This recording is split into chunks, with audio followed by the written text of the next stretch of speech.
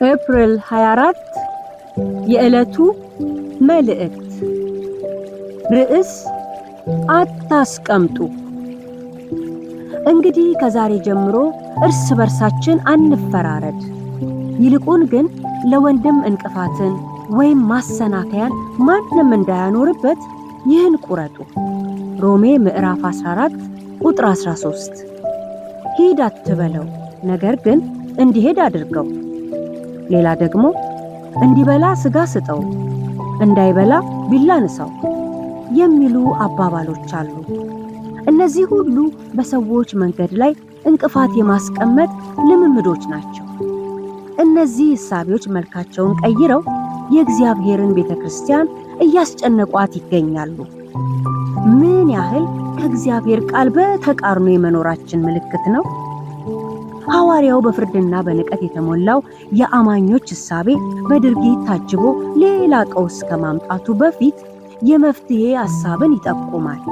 ይኸውም ማሰናከያ ወይም እንቅፋት አታስቀምጡ በማለት እግዚአብሔር እንቅፋትን ወይም ማሰናከያን ለሚያስቀምጡ ሰዎች ምንም አይነት ሽልማት የለውም። ጎሽ ልጄ ሆይ ለኔ ስትል ይህን አድርገሃል ማንንም አይልም።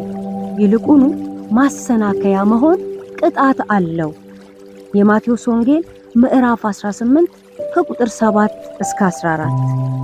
ስንት አማኞች ጌታን በህብረት እንዳያመልኩና እንዳያገለግሉ ስንት ስውር ማሰናከያ ተቀምጦባቸው ይህንን ማለፍ አቅቷቸው ከህብረታችን ወደ ኋላ ብለው ይሆን? የተወደዳችሁ የእግዚአብሔር ቤተሰቦች ሆይ እስከ ዛሬ ሳናውቅና አውቀን ማሰናከያ በሆንበት ነገር በሙሉ በአምላካችን በእግዚአብሔር ፊት ወድቀን ምህረትን እንጠይቅ። በተለያየ መልኩ ተሰናክለው ከህብረት የራቁትን ከእንደገና በመፈለግ ወደ ህብረት እንመልስ። ከዚያም ለማንም ማሰናከያ ላለመሆን ቁርጥ ውሳኔም እንወስን።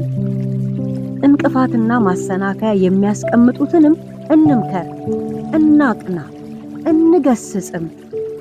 ማሰናከያን አታስቀምጡ።